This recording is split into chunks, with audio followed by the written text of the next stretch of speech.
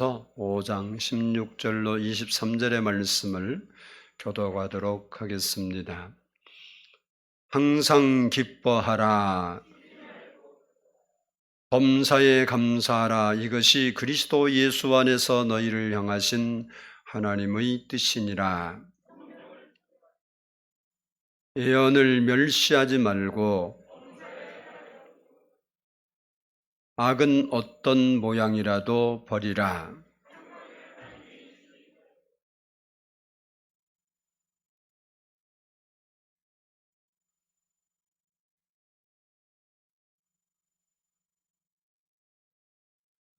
아멘. 이 시간에는 성가대 찬양이 있겠습니다.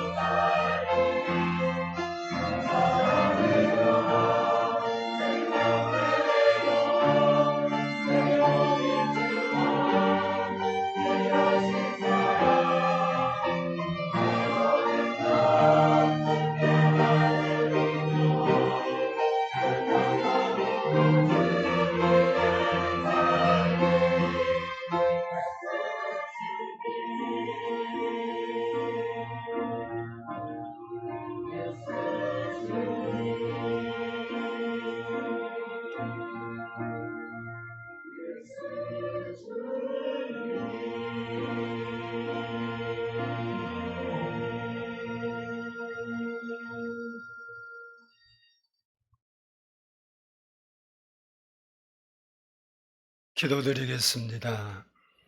사랑의 아버지 하나님 감사합니다. 오늘도 이렇게 하나님 말씀 듣기 전에 머리를 숙여 조아리며 우리의 마음이 하나님을 향하여 열린 마음 되도록 은혜를 주시고 이곳에 함께하신 성령님 우리 마음속에 역사해 주셔서 오늘도 말씀으로 새롭게 하시고 우리의 삶의 변화가 일어나게 하시고 하나님을 높이고 찬양하는 저희의 삶이 되도록 축복해 주시옵소서.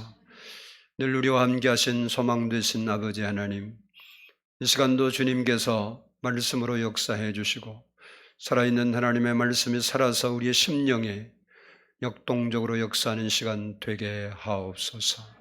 감사드리오며 예수 그리스도의 이름으로 기도드리옵나이다. 아멘. 할렐루야. 우리 한번 따라서 하겠습니다. 행복한 삶을 위한 조건. 사람은 누구나 행복을 꿈꾸며 살아갑니다. 그러나 모든 사람에게 행복의 파랑새가 찾아오는 것은 아닙니다. 역시 하나님을 믿는 그리스도인들도 행복을 추구하며 신앙생활을 하고 있습니다. 그러나 모든 사람들이 행복하게 살아가고 있는 것은 아닙니다. 물론 세상 사람들이 추구하는 행복과 그리스도인들이 추구하는 행복은 분명히 차이가 있기 때문에 똑같은 개념으로 이해할 수는 없지만 마음에서 느끼는 행복감은 똑같습니다. 다만 우리가 접근 방법이나 이해는 세상 사람들과 달리 해야 한다는 사실입니다. 오늘 본문은 우리 성도들이 행복한 삶을 위하여 실천해야 할 사항들이 뭘까? 다시 우리가 어떻게 살아가면 우리가 행복한 삶을 이루어낼 수 있을까 하는 말씀을 우리에게 주고 있습니다. 오늘 본문을 좀 더 깊이 생각하면서 오늘 말씀을 듣고 여러분의 마음에 행복이 회복되고 행복한 삶을 살아갈 수 있는 성도 여러분 될 수 있기를 축복합니다. 먼저는 따라서 합시다. 항상 기뻐하는 것이다. 본문 16절을 말씀 보면 사도 바울이 우리에게 항상 기뻐하라 이렇게 말씀하고 있습니다. 우리가 일반적으로 알고 있는 기쁨은 대부분 우리가 원하는 바가 이루어졌을 때 느끼는 감정을 기쁨이라고 합니다. 그래서 이런 기쁨은 늘 환경에 영향을 받게 되어 있습니다. 다시 말하면 일이 잘 되면 기쁠 수도 있고 그렇지 않으면 기분이 나쁠 수도 있습니다. 그러나 오늘 본절이 우리에게 기뻐하라고 하는 그 말씀의 의미는 원하는 바가 성취되었을 때 얻어질 수 있는 기쁨만을 이야기하는 것이 아니고 어렵거나 힘든 일에도 기뻐하는 것을 포함하고 있는 말씀입니다. 그래서 오늘 본문은 항상 기뻐하라 이렇게 우리에게 말씀하고 있는 것입니다. 이 말은 어떤 일이 내가 원하는 대로 되었든지 아니 되었든지 내 기분이 좋든지 아니 좋든지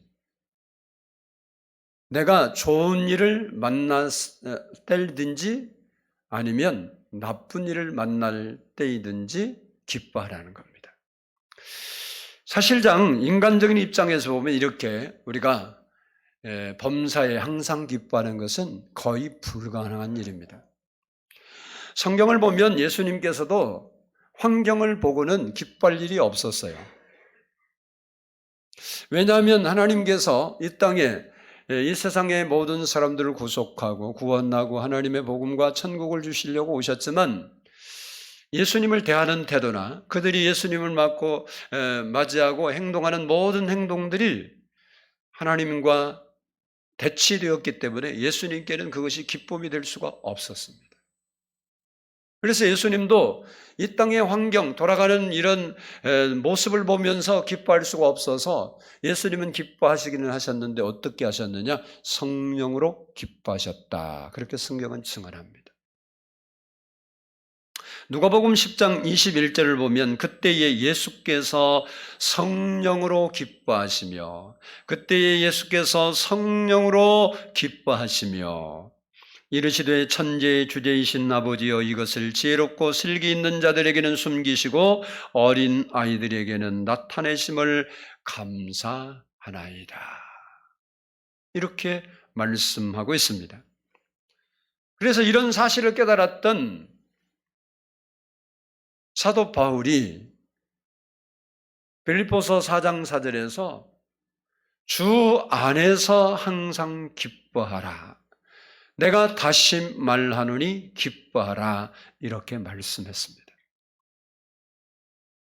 그러니까 항상 기뻐하는 것은 주 안에서만 가능하다는 겁니다.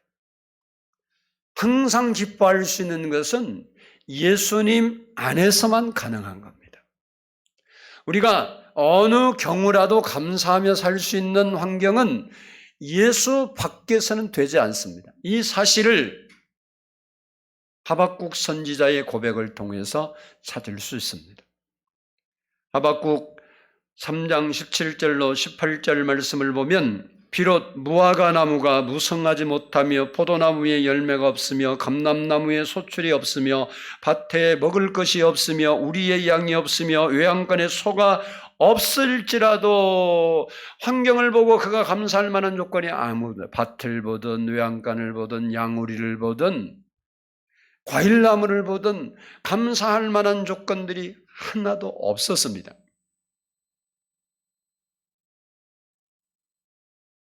없을지라도 나는 여호와로 말미암아 즐거워하며 나의 구원의 하나님으로 말미암아 기뻐하리로다.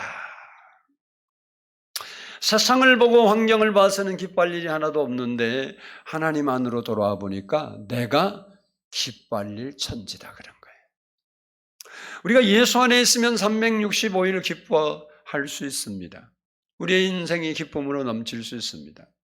사실 우리가 인간의 삶을 살면서 일반적으로는 성공하면 기쁘지만 성공했다고 다 행복한 거 아닙니다. 어떤 사람은 실패해서도 행복하게 사는 사람이 있습니다.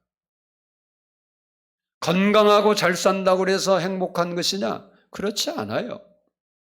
어떤 사람은 잘 살고 건강한데도 불행한 사람이 있고 몸이 좀 아프고 잘 못 살아도 행복하게 사는 사람은 많습니다. 이제 고인이 되었지만 송명희 시인이라는 그분은 똑바로 보고 싶어요 그런 찬양도 짓고 그랬는데 지체 부자유자라 자기 혼자 몸을 움직이기도 힘든 사람이었습니다. 그런데 그가 예수 만나기 전에 세상에서 가장 불행한 인생을 살았고 소망도 없이 살았던 그였지만 그가 예수님 안에 들어왔을 때 그의 행복은 건강한 우리보다 더 행복하고 기쁘게 행복하게 살다가 하나님 나라 간 겁니다. 그래서 행복과 기쁨이라는 것은 내가 예수를 믿느냐 믿지 않느냐, 내가 예수님 안에 있느냐 밖에 있느냐로 결정된다는 사실입니다. 왜 예수 안에 있으면, 예수를 믿으면 행복하고 기뻐할 수 있습니까? 그것은 로마서 8장 28절을 보면 우리가 알거니와 하나님을 사랑하는 자, 곧 그의 뜻대로 부르심을 입은 자들에게는 모든 것이 합력하여 선을 이루느니라. 하나님 안에 들어갔을 때 하나님께서 우리의 기쁨이 없는 그 삶을 기쁨으로 바꾸어 주시는 분이시기 때문에 우리가 예수를 믿으면, 예수 안에 있으면 기뻐할 수 있다는 겁니다. 그래서 바울 사도가 항상 기뻐하는데 어디서 기뻐하냐? 주 안에서 하라. 왜? 주 밖에는 기쁨이 없을 때가 너무 많습니다. 그러나 우리 주님 앞에 들어오면 우리가 기뻐하지 못할 그 환경을 합력해서 선을 이루어 우리가 기뻐하며 사랑할 수 있는 환경으로 바꾸시는 하나님이 우리의 하나님이시기 때문에 기뻐할 수 있다는 겁니다. 미국에 방앗간을 경영하면서 하나님을 잘 섬기는 성도가 있었습니다. 그런데 어느 날 큰 홍수가 나서 이 방앗간을 다 쓸어버렸어요. 쓸어서 떨어져 내려가 버린 거예요. 그러니 얼마나 실망감이 크겠어요. 그 방앗간이 전 재산인데, 재산이 많고 돈도 많은데 방앗간 하나 그냥 덤으로 있는 거라 그러면 뭐 그렇게 실망 크겠어요. 다시 세우면 되는 건데, 이 전 재산인데 홀딱 날아가 버리니까 막막하잖아요. 그런데 이 사람이 그럼에도 불구하고 하나님께 기도하면서 무슨 좋은 방도는 없을까? 어떻게 할까? 하면서 그 다 쓸어 내려가 버린 그 방앗간 털을 이렇게 둘러보았어요. 근데 이 홍수철이잖아요, 홍수철. 홍수가 나서 떠내려갔으니까. 근데 그 터에서 한쪽에서 까만 물이 솟아오르는 거예요. 원래는 없었던 물인데 솟아오르는 거예요.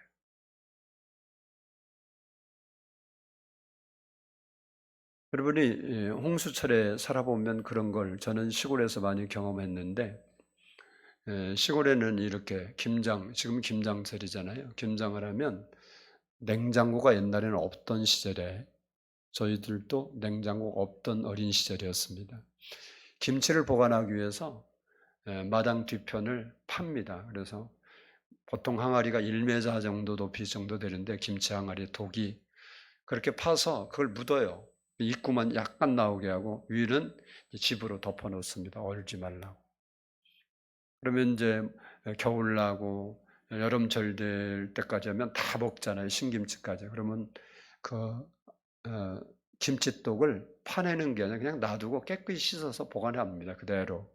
왜냐하면 겨울 되면 다시 거기다 김치 담아 넣으려고. 근데 여름에 저희 동네, 여러분 동네는 어떤지는 모르겠는데, 나중에 제가 우리 뒷뜰을 뭐라고 그러냐, 굴을 판 적이 있어요. 전쟁이 일어나면 들어가 살라고 굴을 깊이 파서 거기다 빵카를 만들어 놨었거든요. 지금은 없어요. 매웠어. 그래갖고 배나무 하나 죽였어요. 큰 거. 그거 파더니 죽어버리더라고. 근데 그거 팔 때 알았던 건데, 밑을 파 내려가다 보니까 모래가 나오고 물기가 있더라고. 나중에 알아보니까 거기가 물줄기가, 샘이 옛날엔 동네 샘파였는데 물줄기가 있어요. 거기에다 샘을 파야 물이 나오지, 그러면 물 안 나오잖아요. 그 뒷뜰로 그게 물이 들어갔나 봐. 그래서 그런지는 모르는데 여름이 되면 있잖아요. 비가 많이 오면 그 이렇게 묻어놓았던, 흙으로 이렇게 묻어놓았던 항아리가 둥둥 떠버려요. 왜냐하면 밑에서 홍수가 나니까 물이 치솟아오르니까 이 항아리가 못 견디고 위로 올라와 버리는 거예요. 그럼 물 빠지면 또 가라앉아요. 홍수가 지면 안 터지던 게 터지도, 여기 방앗간에 깜장물이 나와서 확인해 보니까 석유인 거예요. 그래서 일약 석유 회사 사장이 된 거예요. 매장량이 많아서. 이 사람은 홍수가 방앗간 안 쓸어냈으면요, 석유 못 발견한 거예요. 근데 홍수만 만났다고 슬퍼하고 막 염려하고 걱정해서 무슨 문제가 되겠어요?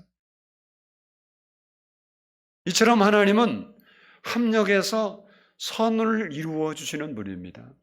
그러니까 우리가 예수님 안에 있으면 기뻐하지 못할 일, 방앗간이 다 떠나갔는데도 그때도 기도하며 기뻐할 수 있다는 거예요. 왜? 그 환경을 통해서 하나님이 다시 역사할 환경이 우리에게 펼쳐질 수 있기 때문에 그런 것입니다. 그뿐만 아니라 우리가 왜 기뻐하며 살아야 하느냐? 항상 기뻐하라 그러는데 성경 말씀을 보면 우리가 하나님 때문에 기뻐하면 하나님이 내 마음의 소원을 이루어 주신다는 거예요. 그러니까 우리는 당연히 내 마음의 소원을 이루어져야 기쁘니까 하나님 때문에 기뻐하게 살아야 하는 겁니다. 시편 37편 4절을 보면 또 여호와를 기뻐하라. 또 여호와를 뭐하라? 기뻐하라. 그가 내 마음의 소원을 내게 이루어 주시리라. 우리가 소원 이루자고 그렇게 금식하고 철회하고 해서 되는 게 아니라 여호와 때문에 기뻐하라는 거예요. 그러면 내 마음의 소원, 그것이 물질의 문제든 질병의 문제든 삶의 문제든 관계의 문제든 하나님께서 내 마음의 소원대로 이루어 주시리라. 여러분이 예수 안에 있으면 항상 기뻐할 수 있을 뿐만 아니라 예수 안에 있으면 하나님께서 우리의 삶을 회복시켜 주시기 때문에 우리는 행복한 삶을 살 수 있는 겁니다. 바라기는 여러분이 항상 기뻐하며 살아가는 성도들이 될 수 있기를 축복합니다. 둘째는 따라서 합시다. 쉬지 말고 기도하는 것이다.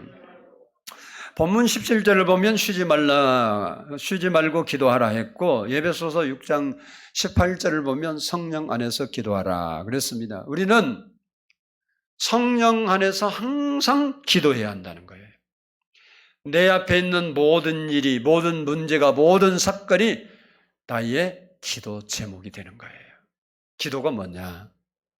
기도는 여러분이 주야 아멘 할렐루야 막 그게 기도, 그거 기도 맞아요. 근데 진정한 기도는 여러분의 마음과 생각이 주님을 향하고 바라보는 거예요. 그리고 여러분의 사정을 아뢰는 것을 기도라 그럽니다. 먼저 우리의 마음과 생각이 하나님을 향해서 열려야 되는 거예요. 그 하나님을 우러러 바라보아야 되는 거예요. 내 마음은 다른 데 있어요. 염려, 근심, 걱정, 불안, 초조해 있으면서 주여 그러면 내 마음이 주님께 향한 게 아니에요. 우리에게 문제가 많이 있을지라도 그 문제를 다 내려놓고 내 마음과 생각이 온전히 하나님을 향해 집중하고 하나님을 바라보고 주여 할 때 하나님이 우리의 기도에 응답해 주시는 겁니다. 마가복음 11장 24절을 보면 그러므로 내가 너희에게 말하노니 무엇이든지 기도하고 구하는 것은 받은 줄로 믿으라. 그리하면 너희에게 그대로 되리라.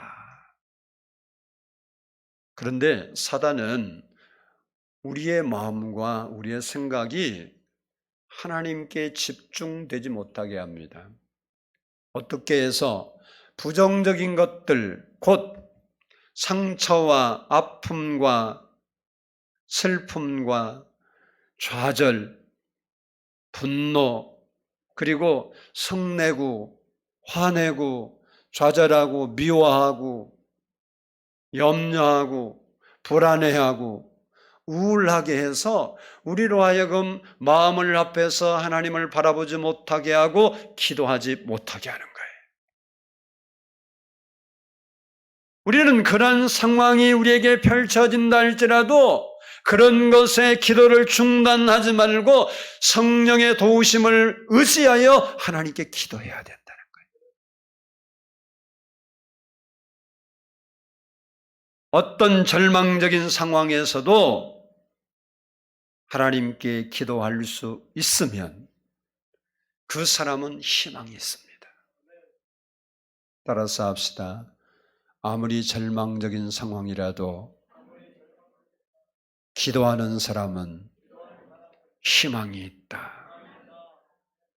여러분이 미리 절망하고 포기하고 좌절하는데 하나님의 역사하지 않습니다.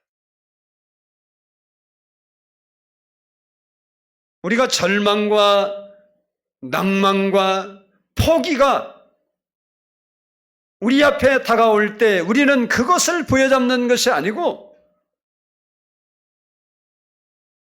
하나님의 말씀을 부여잡고 하나님께 기도할 때 하나님께서 우리의 기도를 들으시고 은혜를 베풀어 주시는 겁니다. 그래서 우리가 어떠한 절망적인 상황이 내 앞에 펼칠지라도 무엇은 붙잡아야 된다? 기도는 붙잡아야 된다. 기도하는 사람 뭐가 있습니까? 희망이 있어요. 희망 있는 사람이 행복한 사람이에요. 바울과 실라는 억울하게 손발이 묶인 채 갇혀서 꼼짝도 못할 환경에 놓여 있었습니다. 그때 그가 할 수 있었던 것은 하나님께 찬양하고 기도하는 일이었습니다. 그때 주님께서는 그 기도를 들으시고 착고를 풀어주시고 옥문을 열어주시고 구원을 베풀어 주셨습니다. 이처럼 기도는 시련과 고통과 환난을 이기게 해주시는 거예요. 여러분의 삶 속에 불행하게 하는 많은 요소가 있을 때 그 불행의 요소를 붙잡지 말고 하나님 앞에 나와서 기도하면 하나님께서 그 위기에서 그 환난에서 벗어나게 해서 우리로 하여금 행복한 삶을 살 수 있게 해주신다는 겁니다. 초대교회의 교부였던 크리소스톰은 초대교인들이 환난 중에도 항상 기뻐할 수 있었던 것은, 초대교회 성도들은 여러분이 아는 대로 역사에 보면 로마의 10대 황제가 기독교를 박멸하려고 박해를 했습니다. 심지어 내려갔던 사람들은 크리스찬들을 잡아다가 산채로 기둥에 묶어놓고 거기에 휘발유로 기름을 석유를 뿌리고 거기다 불을 붙였어요. 그래서 횃불로 밤에 사용했대요. 여러분, 오늘날 코로나 때문에 예배가 많이 방해를 받고 또 오늘 또 발표한다 그러면 다음 주부터는 비대면 예배 드리라고 할 것이 뻔한데 어기면 300만 원 예배 드리는 사람 벌금도 물린다는데 벌금 내고 여러분 계속 나올란지 안 나올란지 나도 모르겠어요.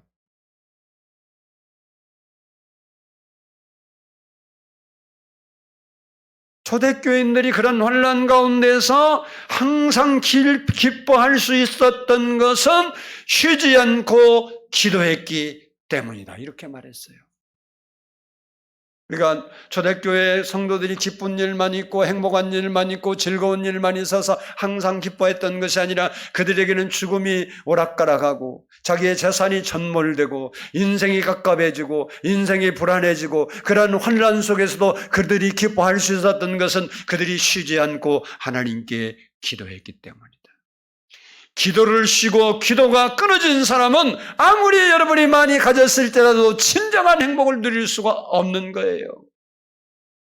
여러분의 인생을 돌아보세요. 하나님과 기도가 잘 되고 성령 충만한 삶을 살았을 때는 우리의 환경과 관계없이 행복하고 기뻤지만 더 많은 것을 가진 것 같아도 우리가 하나님과 관계가 끊어지고 기도가 안 된 그 삶은 답답하고 불행할 수밖에 없다는 사실을 여러분이 기억해야 되는 겁니다.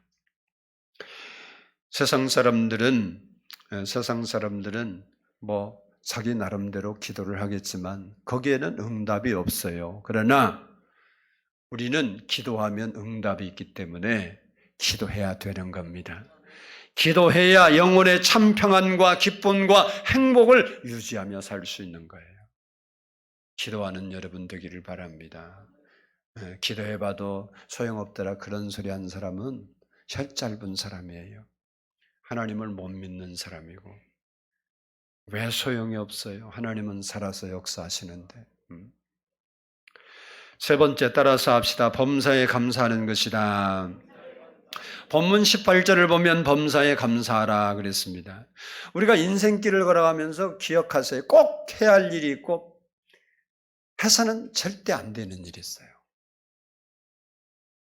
반드시 해야 할 일은 따라서 합니다. 감사하는 일이다. 반드시 하면 안 되는 일이 있는데 따라서 합니다. 불평하는 것이다. 이유가 뭐냐? 불평은 불평을 낳고 감사는 감사를 낳아. 저는 60년 넘게 살아왔지만 지금까지, 그리고 역사를 통해서, 뉴스를 통해서, 과거의 역사를 통해서 돼지가 인간을 낳았다는 소식을 들어본 적이 없어요. 또 사람이 아무리 타락하고 뭐 수관도 많이 있고, 수관이라는 건 뭔지는 모르지만 그런 것도 많이 있는데도 불구하고 여자가 낳는데 돼지 새끼를 낳았다, 들어본 적이 없어요. 들어봤으면 손 좀 들어봐요. 나도 좀 확인 좀 해보게. 이쁘든 안 이쁘든 사람 뱃속에서는 뭐가 나와? 사람이 나오고, 돼지 뱃속에서는 돼지 새끼가 나오는 거예요. 원망 속에서 감사가 나올 수 있겠어요? 못 나와요. 그런 건 뻔히 알면서 왜 우리는 그걸 못 믿어요? 원망 속에서 어떻게 원망 아닌 감사가 나오겠어요? 열매가? 또 반대로 내가 감사하는데 어떻게 불평이 열매로 나오겠어요? 나올 수가 없는 거예요. 세상 사람들은 환경이나 조건에 따라서 감사할 일은 감사하고 감사하지 않을 일은 감사하지 않고 살아가는 겁니다. 그러나 주 안에 있는 우리는 성경이 뭐라고 그랬느냐? 범사에 감사하라, 그렇게 말씀하고 있습니다. 범사에 감사하면 감사할 일이 생기는 겁니다. 원망하고 불평하면 불평할 일이 생기는 겁니다.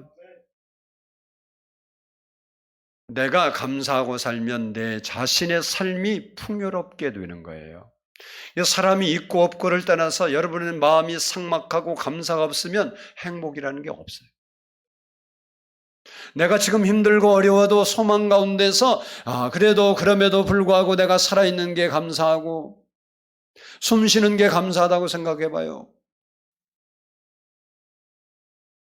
그 안에서도 행복을 누릴 수 있는 겁니다.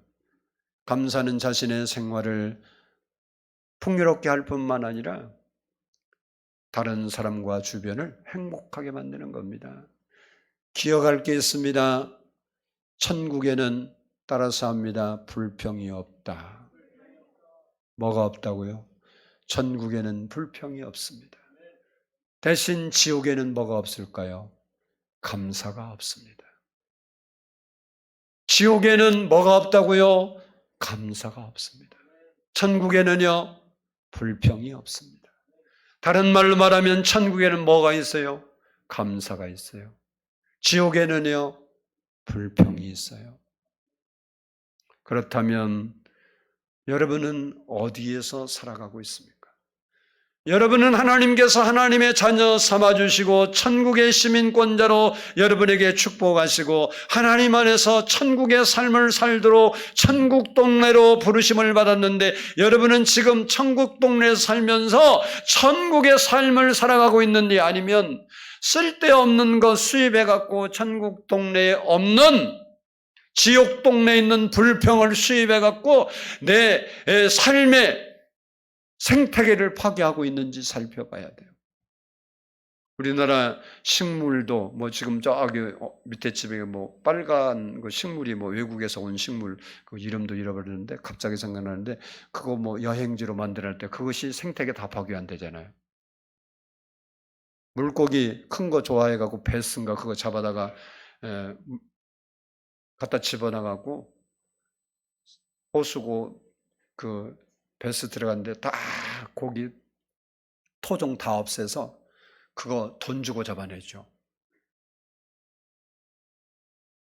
황소개구리, 개구리 좋아하니까 개구리 수입해갖고 그거 먹다가 버린 것이 이제 얼마나 번식력이 좋은지 생태계 다 파괴해서 그거 돈 주고 잡아요. 지금 원래 생태계가 있는데 없는 것 갖다가 수입해 놓으니까 원래 있던 생태계가 어떻게 된다고? 다 파괴되는 거예요. 원래 우리는 천국의 기쁨과 감사를 가지고 살도록 하나님께서 그 동네로 부르심을 받아서 거기다 살도록 딱 에덴 동산 같은 데 갖다 놨는데, 우리가 없는 것 자꾸 외국에서 다른 나라에서 불평을 수입해오고 미움을 수입해오고 다 수입에다가 원래 우리가 기쁘고 감사하게 살아갈 수밖에 없도록 만든 그 환경을 다 생태계를 다 파괴해서 토종원사가 없어지고 이제 외래종이 판치는 감사는 없어지고 기쁨은 없어지고 행복은 없어지고 불평과 미움과 부정적인 생각이 인생에 가득 차. 옆 사람한테 당신은 아니지요? 물어봐요. 물어봐 좀. 생태계 파괴하는 원래 없애야 할 것 추방합시다. 베스는 빨리 황사고기를 잡아서 없애야 생태계가 보존되는 거예요. 여러분 안에 불평과 원망과 부정적인 생각과 이 염려와 걱정, 근심, 두려움, 사랑 안에는 두려움이 없다 그랬는데 그런 것들은 다 여러분의 하나님이 주신 은혜와 축복을 누리는 생태계를 파괴하는 것들이에요. 파괴하는 거 빼서 다 버리세요. 오늘 버리고 갈 수 있기를 바랍니다. 하나님이 주신 것 가지고 행복하게 살 수 있는데 왜 안 준 것 고지 갖다가 내 마음에 집어넣어서 내 마음을 지옥으로 만들고 내 인생을 지옥으로 만들고 내 인생을 깝깝하게 만드냐고.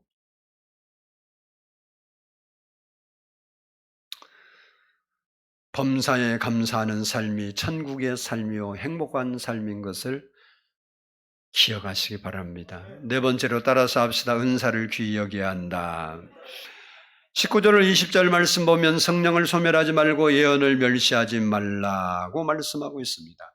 성경을 보면 성령의 은사가 가장 활발하게 나타났던 교회가 고린도 교회입니다. 고린도 교회는 고린도전서 12장에 있는 말씀처럼 은사가 가장 강력하게 나타났던 교회예요. 평신도들에게. 그런데 그들이 그 은사를 무질서에게 사용했고 질서가 없다 보니까 혼란이 왔어요. 그래서 은사 때문에 문제가 많은 교회가 고린도 교회였어요.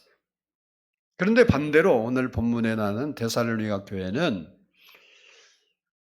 성령의 활동을 제한하고 배격했습니다. 그러다 보니까 신앙이 냉랭하고 이론적이고 그리고 매우 논리적이었어요. 대신 성령의 역동성이 사라져 버렸어요. 그래서 바울이 오늘 본문에 예언이나 이 성령을 소멸하지 말라 이렇게 말씀한 겁니다.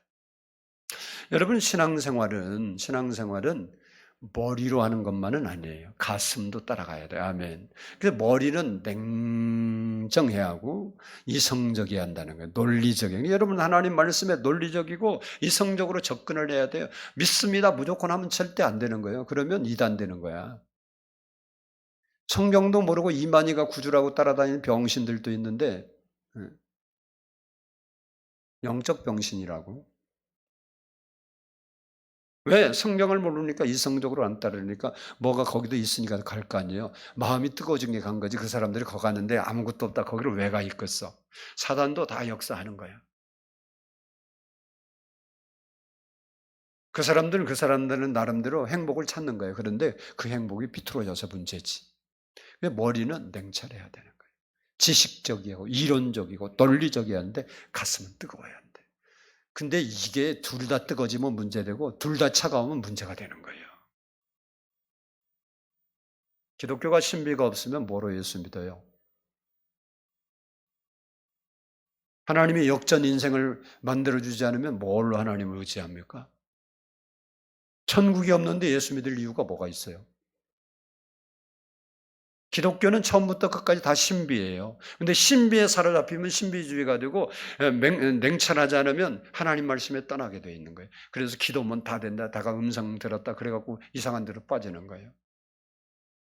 하나님 말씀보다 더 중요한 건 없어요. 하나님 말씀 안에서 은사도 되는 거예요. 그래서 데살로니가 교회는 너무 그런 부분이 약하니까 지금 바울 사도가 성령을 소멸하지 말라. 이 소멸하다는 말은요, 불을 끄지 말라 그 말이에요. 그래서 우리는 우리의 성령의 불이 뜨거움이 하나님을 사랑하는 열정과 뜨거움이 사라지면 안 되는 거예요. 사람이 결혼해서 불행한 이유가 뭘까요? 처음에 뭐 옛날같이 중매하던 시대는 아니고 요즘은 다 자기 마음에 들고 너가 너면 행복하다고 그래서 결혼하잖아요. 그때 사랑하는 감정이 식지만 않아 봐 가슴에서. 죽을 때까지 행복하게 사는 거예요. 할렐루야. 돈이 있든 없든 가난해도 두 사람이 손잡으면 행복해 무조건. 근데 돈이 있고 집이 수억 채가 된다 해도 둘이 이제 사랑이 다 식어서 보면 왼수 같고 꼴보기 싫고 빨리 죽었으면 좋겠다. 기도 제목이 빨리 가게 해 주옵소서. 내가 가든지 저놈이 가든지 이렇게 기도해봐. 거기에 무슨 행복이 있겠어? 뭐 여러분은 아니니까 하는 소리요. 성령님은 우리에게 여러 가지 각종 다양한 은사를 주셔서 그 은사로 하나님을 봉사하고 하나님을 섬기는 일을, 복음 전한 일을 하게 했습니다. 하나님 주신 은사나 재능은 하나도 소중하지 않는 게 없어요. 그 은사로 우리는 하나님의 영광을 위하는 일을 해야 되는 거예요. 누가 행복한 사람인가? 내가 가진 은사와 재능과 소유로 하나님을 높이는 사람이에요. 여러분이 하나님을 섬김이 기쁨이 되고 행복이 돼야 돼요. 내가 꼭 교회에서 이런 일을 해야 하냐고. 교회니까 한번 하는 거지. 세상에서 돈 많고 부자가 손 놀려서 일할 필요가 뭐 있어. 밭을 뭐 쓰면 되고. 없으면 요즘은 참 좋은 세상에 핸드폰 따닥따닥 때리면 아침도 갖다 문에 딱 대령해 놓죠. 뭐 점심 저녁까지 대령해 놓으라고 맞춰놓으면 다 하잖아. 손 꼼짝할 것도 없어. 돈이 필요한 거지. 노동력이 필요한 시대가 아니에요. 그러나 하나님은 우리에게 주신 몸으로 주를 위해 섬기도록 만들어놨어. 내가 주님을 섬길 수 있다는 것을 감사하게 생각해야 되는 거예요. 내 몸이 건강해서 의자 하나 닦을 수 있는 것을 감사하게 생각하고, 내가 몸이 건강해서 하나님 앞에 내 몸을 들여서 나를 구원하신 예수님을 위해서 헌신하고 사랑의 표현을 할 수 있는 것이 내게 행복이 되봐. 여러분 행복이 넘치는 삶이 되지. 그런 삶을 사는 사람에게 하나님께 행복을 안 주면 그 하나님 믿지 마라. 뭐로 그 하나님을 믿느냐고. 힘들게. 근데 우리는 억지로 어쩔 수 없어서 막 일을 갈면서 하니까 해놓고도 행복이 없는 거예요. 바꿉시다. 생각을 바꿔. 여러분이 성가대로 봉사하고 교사로 봉사하고 이런 게 다 힘든 일이잖아요. 그래도 그것을 할 수 있으면 내게 그래 노래할 수 있는 재주를 주셔서 노래하는 거 아니야? 목소리 안 나와봐 어떻게 하겠어? 저는 음악 잘하는 사람 부러워해요. 내가 음악을 못하니까. 목소리 나 잘 내고 싶은데 안 나오더라고. 나도 멋지게 독창 한번 해갖고 성도의 감동을 딱 울리고 믿습니까? 그러고 싶은데 그게 안 돼. 안 되는 거 어떻게 하냐고. 근데 내가 목소리 좋은 목소리 줘서 똑같은 시간에 내가 하나님께 영광을 돌릴 수 있다는 것이 내게 너무 감사합니다. 그리고 감사하고 성가의 찬송을 해봐. 하나님이 그 은혜를 얼마나 내려준가. 꼭 이거 해야 돼. 내년에는 끝이야 끝. 이런 마음으로 하니까 하나님께 봉사하고 헌신해도 내 마음에 기쁨도 행복도 없지. 하나님을 섬기면 기쁨과 감사로 여겨보세요. 하나님이 여러분의 인생을 책임져줘. 내가 인생을 이제 63년 살았는데 63년 살고 보니까 옛날에는 못 모르고 믿었고 어느 때는 의심하고 믿었고 어느 때는 대충 믿었고 그러면서 인생을 살아왔어요. 나도. 지금 와서 생각하고 깨달아 보니까 참 하나님은 내가 너무 간절히 절절히 감사하고 고맙고 귀하고 하나님이 없으면 걱정 근심에 하루도 편하게 살 수 없는 환경이 나에게도 많이 있지만 그래도 근심 걱정 없이 기쁘게 감사하게 살 수 있는 게 하나님의 은혜라고 생각하니까 얼마나 감사해.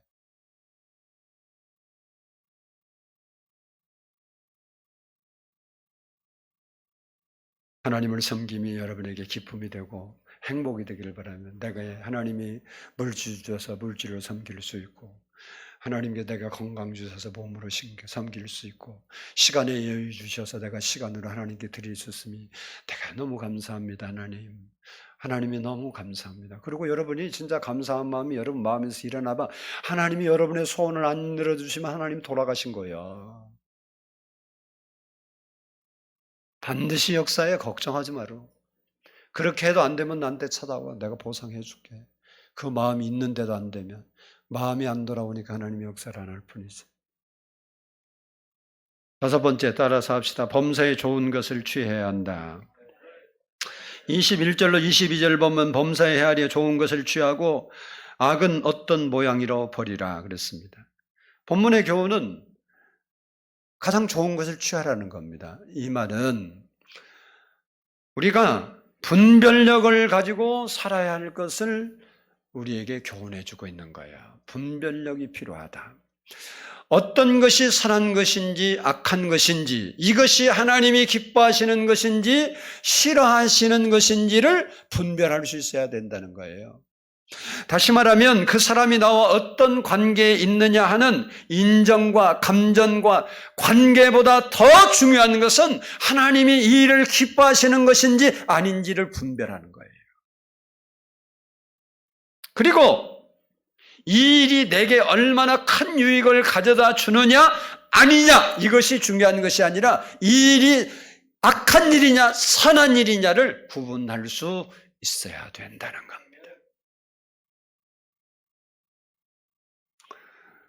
누가 좋은 것을 선택하고 삽니까? 옳지 못한 것, 옳지 못한 행동, 악한 말은 흉내도 내지 않는 사람인 거예요. 우리가 좋은 것을 선택해야 행복한 삶이 유지되는 겁니다. 그래서 성경은 좋은 걸 선택하라는 거예요. 좋은 거. 6번째, 따라서 합시다. 평강의 하나님이 함께 하셔야 한다.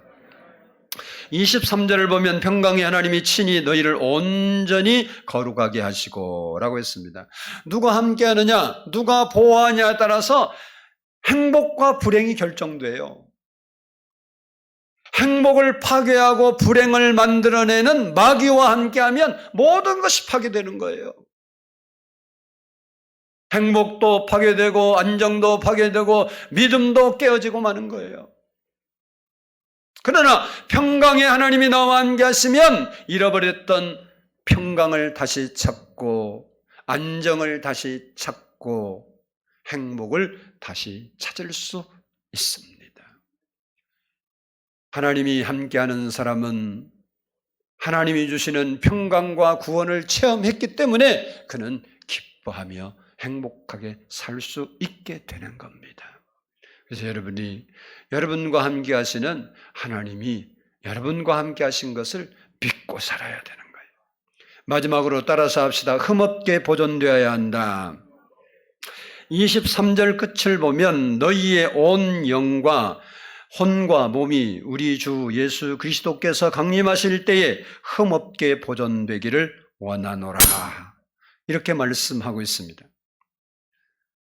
사도 바울은 고린도 교회 성도들이 영과 혼과 육이 흠없이 보존되어서 예수님께서 재림하실 때 아름답고 흠없는 신부로 세우기를 원했어요.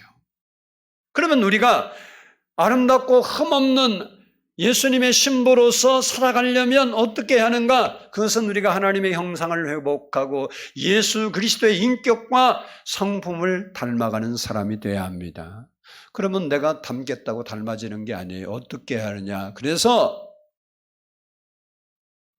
하나님 말씀을 주야로 묵상하고 쉬지 말고 기도하고 범사에 감사하고 항상 기뻐하는 삶을 사는 겁니다. 그래서 장차 재림하실 신랑 되신 예수님 앞에 우리 자신이 흠없이 거룩하게 드려지는 사람이 될 때 진정한 행복한 그리스도인이 되는 겁니다. 끝까지 신앙을 지키고 그 신앙을 유지하는 사람들, 그래서 하나님이 그를 보호하시고 사랑하는 사람들이 행복한 사람들입니다. 진정한 그리스도인이라면 몸과 마음이 다 하나님과 사람 앞에 성결해져야 합니다. 바른 생각을 하고 올바르게 살아가야 합니다.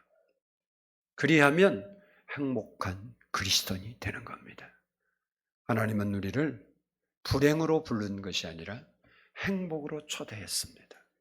지옥 같은 삶으로 여러분을 이끄신 게 아니라 에덴 동산과 같은 천국의 삶으로 여러분을 초대했습니다. 여러분은 천국 같은 기쁨과 감사를 누리며 살 수 있는 조건을 주님이 여러분에게 부여해 주셨습니다. 그런데 여러분은 그 하나님이 주신 은혜와 축복을 누리며 살고 있습니까? 아니면 내 삶에는 외래종 같은 뱃새를 수입해서 생태계를 다 파괴해서 내 천국의 기분, 감사하고 기쁘고 행복하게 살아야 할 모든 걸 파괴하고 살아가는 나는 아닌지 살펴보면서 하나님의 말씀대로 여러분이 항상 기뻐하고 기도하고 감사하고 하나님이 주신 은사들을 귀중히 여기고 선악을 잘 구분하고 그리고 흠없이 여러분들이 신앙을 지키고 항상 하나님이 함께 하시는 그런 삶이 되어서 여러분의 삶이 행복한 삶을 유지할 수 있기를 주의 이름으로 축복합니다. 기도하겠습니다.